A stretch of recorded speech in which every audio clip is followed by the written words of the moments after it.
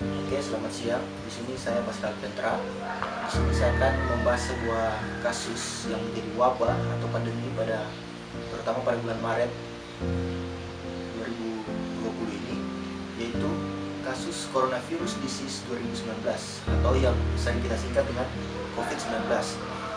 Di mana di sini kita akan membahas mulai dari sejarahnya, kita bahas mengenai biologi dari virus tersebut, kita bahas mengenai patofisiologi, kenapa dia sampai bisa menimbulkan gejala, kemudian kita bahas hasil-hasil yang apa yang dapat kita temui, kemudian bahas juga mengenai treatmentnya atau tata laksanaannya, kemudian prognosisnya, dan kita akan mengungkap hoax-hoax atau fakta yang tersebar di masyarakat Indonesia terutama mengenai COVID-19 ini. COVID-19 adalah singkatan dari Coronavirus Disease 2019, di mana dia adalah suatu penyakit yang disebabkan oleh virus. Nama virusnya adalah SARS-CoV-2. SARS sendiri merupakan singkatan dari Severe Acute Respiratory Syndrome Coronavirus 2. Coronavirus 2 ini dia nomor 2 karena sebelumnya sudah ada SARS yang pertama, yang juga disebabkan oleh virus corona pada tahun 2002. Sudah itu nama lainnya disebut 2019 novel coronavirus. Novel itu artinya yang terbaru. Kalau kita melihat sejarahnya, pertama ada SARS tahun 2002. Nah, SARS ini dia pertama kali ditemukan di Guangdong, Tiongkok. Penyebabnya adalah sama, SARS-CoV. Ini yang pertama. Dimana kalau kita lihat di sini ada angka mortalitasnya atau angka kematiannya. Angka kematiannya dia mencapai 774 yang meninggal dari 8.098 kasus, sehingga persentase kematian berjumlah 10% kurang lebih. Kemudian yang kedua ada MERS atau Middle East Respiratory Syndrome. Ini pertama kali ditemukan di Arab Saudi, di mana animal reservoirnya adalah unta. Dia disebabkan oleh Middle East Respiratory Syndrome coronavirus, di mana angka mortalitasnya 838 yang meninggal dari 2.428 kasus, sehingga angka mortalitasnya sebesar 35%. Kemudian yang ketiga ada virus Zika, di mana ini terjadi pada tahun 2015, ditemukan di Afrika, Asia Tenggara, dan Kepulauan Pasifik, yang animal reservoirnya adalah Aedes aegypti, nyamuk. Pada kasus Zika ini dia 496 yang meninggal dari 9.862 kasus. Ini hanya untuk Brasil, sehingga persentase kematiannya sebesar 5%. Nah, bagaimana dengan SARS-CoV-2 atau COVID-19 ini? Ini SARS-CoV-2 adalah nama virusnya. Nah, dulu coronavirus itu ditemukan di kelelawar. Kemudian dia mengalami mutasi genetik masuk ke pangolin. Pangolin ini sejenis armadillo. Kemudian dia mengalami mutasi kembali dan menuju ke manusia. Dan sekarang transmisinya bisa dari manusia ke manusia. Kita lihat angka mortalitasnya, di mana seluruh dunia per tanggal 24 Maret tahun 2020, angka kematian mencapai 16.572 dari 381.293 kasus, sehingga persentase kematiannya itu paling kecil, yaitu 4,35%. Tapi untuk Indonesia per tanggal 24 Maret tahun 2020, jumlah pasien yang meninggal 58 dari 790 kasus, di mana angka kematian mencapai 7,3%. Cukup tinggi di Indonesia. Nah, COVID-19 ini pertama kali ditemukan di Wuhan, Cina pada tanggal 31 Desember 2019 pada penghujung tahun, sehingga dia masih dikatakan COVID-19 bukan COVID-20. Kemudian kasus pertama di US itu pada tanggal 15 Januari 2020. Sedangkan di Indonesia kasus pertama terjadi pada tanggal 2 bulan 3 tahun 2020. Kemudian WHO mendeklarasikan bahwa COVID-19 ini sebagai suatu pandemi pada tanggal 11 Maret 2020. Dan Indonesia menyatakan sebagai national emergency terhadap coronavirus ini pada tanggal 12 Maret 2020. Oke, berbicara mengenai morfologi dari virus. Untuk virus corona sendiri dia diberikan nama karena dia memiliki bentuk yang mirip mahkotanya matahari. Mirip bukan? Nah, ada 3 bagian dari virus yang perlu kita ketahui. Yang pertama, dia punya kapsul. Jadi virus itu adalah materi genetik yang dibungkus oleh kapsul. Kapsulnya itu tersusun atas lemak sehingga disebut lipid envelope. Kemudian, dia punya bagian yang menonjol di luarnya, kita sebut sebagai protein spike.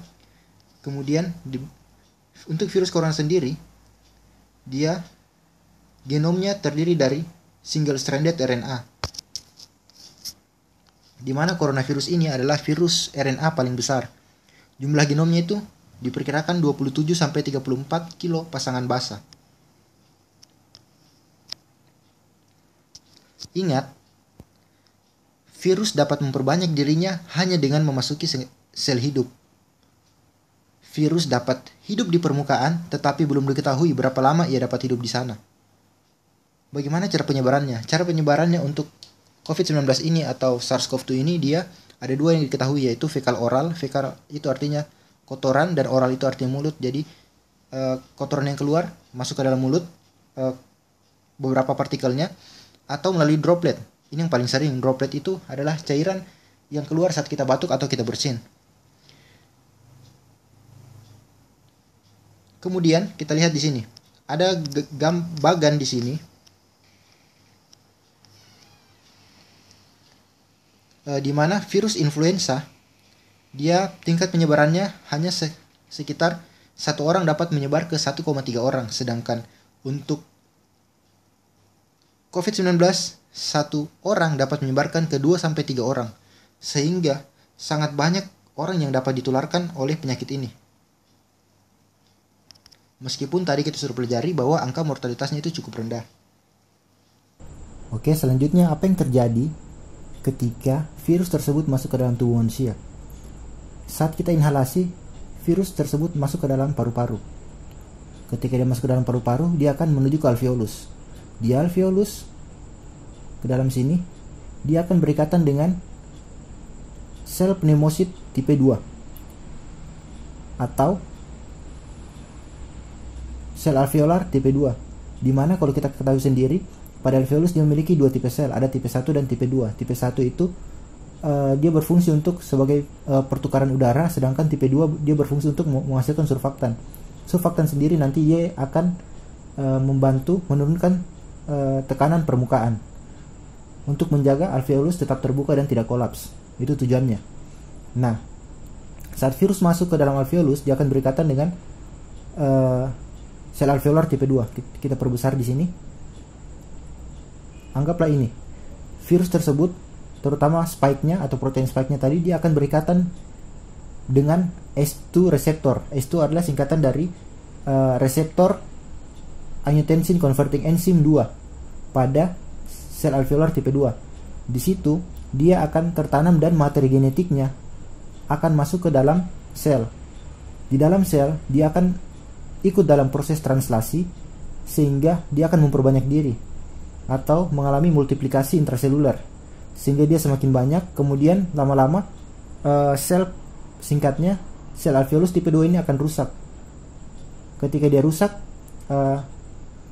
virus akan semakin banyak terlepas dan dia akan melepas sitokin. Ketika dia rusak, dia akan melepas sitokin. Sitokin ini adalah suatu molekul komunikasi intraseluler.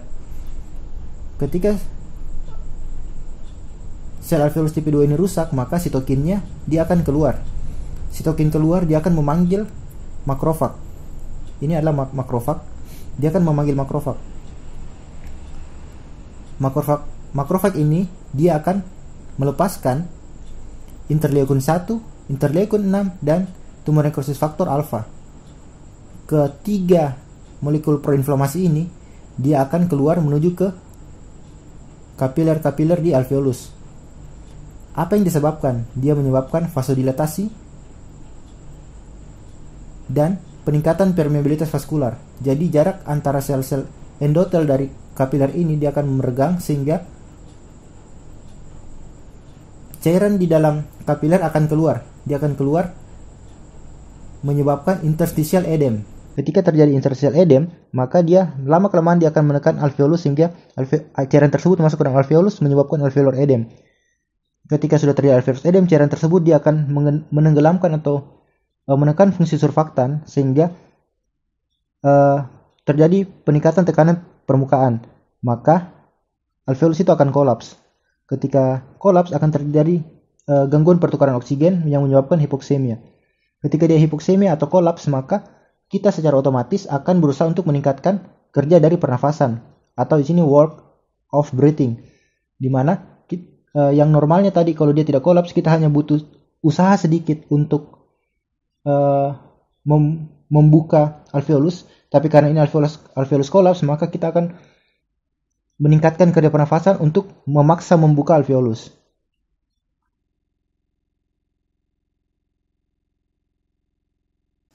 Nah, interleukin 6, interleukin 1 dan TNF alpha lama-kelamaan dia juga akan memanggil neutrofil. Inilah neutrofilnya. Neutrofil akan masuk ke alveolus. Ketika dia masuk ke dalam alveolus, dia akan menghasilkan ROS atau reactive oxygen species dan protease. Itu dia digunakan untuk melawan virus tersebut. Nah, tapi ketika dia melawan, ini juga dapat merusak sel-sel dalam alveolus sendiri. Dia dapat merusak sel alveolus tipe 1 dan tipe 2. Maka kita tahu kalau alveolus tipe 1 rusak, maka akan terjadi gangguan dari pertukaran udara, dan alveolus tipe 2 akan gangguan dari surfaktan. Oke, tadi kita sudah pelajari bahwa sel alveolus tipe 1 dan sel tipe 2 rusak akibat adanya ROS dan protease yang dilepas oleh neutrofil, sehingga dia akan menjadi sel-sel debris. Penumpukan sel-sel debris pada alveolus ini sudah ada lagi penumpukan dari makrofag, neutrofil, akan situ menumpuk juga protein dan cairan sehingga dia membentuk konsolidasi. Konsolidasi ini dia akan mengganggu pertukaran udara sehingga akan menyebabkan hipoksemia. Hipoksemia juga didukung dengan yang tadi itu. Kemudian dia akan terjadi penurunan dari tekanan oksigen di dalam darah, maka akan terjadi stimulasi kemoreseptor sebagai kompensasinya. Maka akan terjadi peningkatan stimulasi simpatis menyebabkan peningkatan heart rate dan respiratory rate, yang juga didukung dengan peningkatan WOB yang tadi atau usaha napas. Kemudian konsolidasi tadi itu dia akan kan banyak cairan dan protein, dia akan menyebabkan batuk berlendir gejalanya. Kemudian banyaknya sel-sel radang di situ dia akan menyebabkan inflamasi berat yang ujungnya menyebabkan SIRS, kemudian menyebabkan septic shock. Kenapa hal tersebut dapat terjadi? Kita tahu bahwa interleukin 1, interleukin 6 dan TNF alpha dia memiliki dua sifat, yaitu vasodilatasi dan peningkatan permeabilitas vaskular. Apa yang terjadi bila terjadi peningkatan permeabilitas vaskular? Maka akan terjadi penurunan dari volume darah, karena darah akan keluar, karena cairan di dalam darah akan keluar dalam vaskular, dia akan keluar menuju ke interstisial. Dan vasodilatasi menyebabkan penurunan SVR atau systemic vascular resistance, dimana kalau kita ingat BP adalah cardiac output dikali SVR, sehingga kalau terjadi penurunan bulk volume dan penurunan systemic vascular resistance, maka akan terjadi penurunan tekanan darah. Kemudian dia akan menyebabkan penurunan perfusi sehingga terjadi multiple organ dysfunction, MODS, atau multiple organ failure. Nah, apa yang terjadi? Jika sudah terjadi multiple organ failure, darah akan sedikit menuju ke hati, maka akan terjadi peningkatan SGOT, SGPT, dan bilirubin. Kemudian akan terjadi juga acute phase reaction, akan terjadi peningkatan CRP, C-reactive protein, fibrinogen, dan interleukin 6. Kemudian jika terjadi penurunan aliran darah atau perfusi di ginjal, akan terjadi peningkatan ureum dan kreatinin. Kemudian kita ingat interleukin 1, interleukin 6 dan tumor nekrosis faktor alfa, dia nanti akan menuju ke sistem saraf pusat. Dia menuju ke hipotalamus sehingga hipotalamus akan terstimulasi untuk menghasilkan PGE2. PGE2 ini dia akan mengatur set point menjadi sehingga terjadi peningkatan suhu dan pasien demam. Jadi gejala yang kita sudah dapatkan dari tadi, pertama dia ada batuk berlendir, kemudian ada demam, Kemudian karena hipoksemia, dia terjadi peningkatan WOB, usaha napas, dan peningkatan respiratory rate. Nah, setelah terpapar, Anda tidak akan langsung mengalami gejala, tetapi virus akan mengalami periode inkubasi.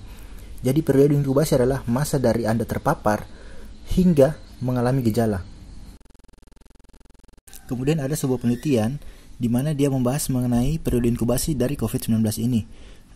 Dia memiliki sampel 181 orang dan dia mendapatkan median inkubasi itu mulai dari 5,1 hari dengan rentang kesalahan mulai dari 4,5 sampai 5,8 hari dan berakhir pada 11,5 hari dengan rentang kesalahan mulai dari 8,2 sampai 15,6 hari setelah infeksi.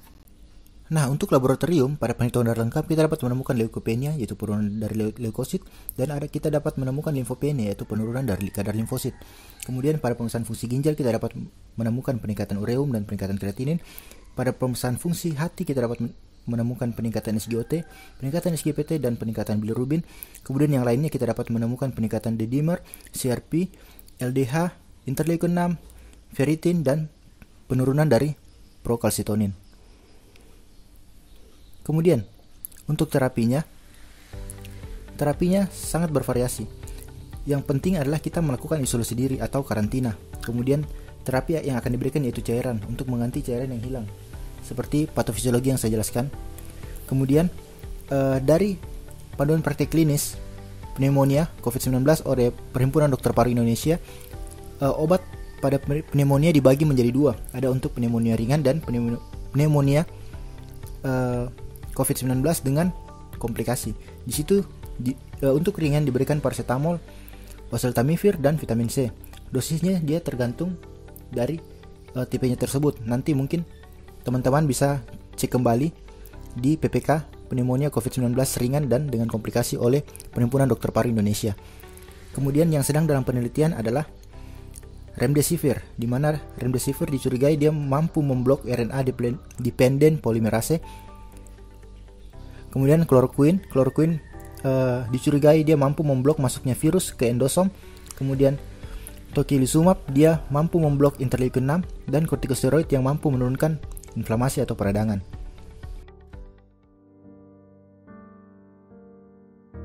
Kemudian bagaimana prognosis dari COVID-19 ini? Jadi COVID-19 ini sangat bergantung pada usia dan komorbid. Kemudian ada temuan lab yang dapat memprediksi mortalitas di mana terjadi peningkatan D-dimer, ferritin, troponin, dan kardiak myoglobin.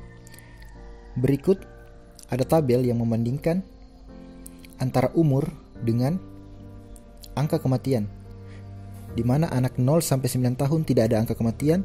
Pada orang usia 10 sampai 39 tahun angka kematian sebesar 0,2%, pada usia 40 sampai 49 angka kematian 0,4%, pada usia 50 sampai 59 angka kematian 1,3%, pada usia 60 sampai 69 angka kematian 3,6%. Kemudian pada usia 70 sampai 79 tahun angka kematian 8,0% dan pada usia lebih dari 80 tahun angka kematian sebesar 14,8%. Sedangkan ada lagi tabel yang menghubungkan antara komorbid dengan angka kematian. Komorbid ini adalah penyakit penyerta yang mendukung kesakitan dari pasien tersebut. Yang pertama adalah cardiovascular disease atau penyakit jantung dan pembuluh darah, di mana angka kematiannya sekitar 10,5%. Kemudian pada penyakit diabetes 7,3%. Kemudian penyakit kronik respirasi 6,3%, hipertensi 6%, penyakit keganasan atau kanker 5,6%, dan pasien COVID tanpa komorbid dia angka kematian sekitar 0,9%. Kemudian kita lihat di sini terdapat korelasi antara umur, di mana komorbid ini lebih sering terjadi pada usia di atas 50 tahun.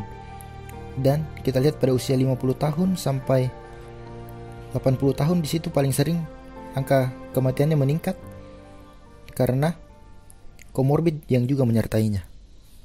Apa langkah yang dapat kita lakukan untuk mencegah kita tertular dari COVID-19?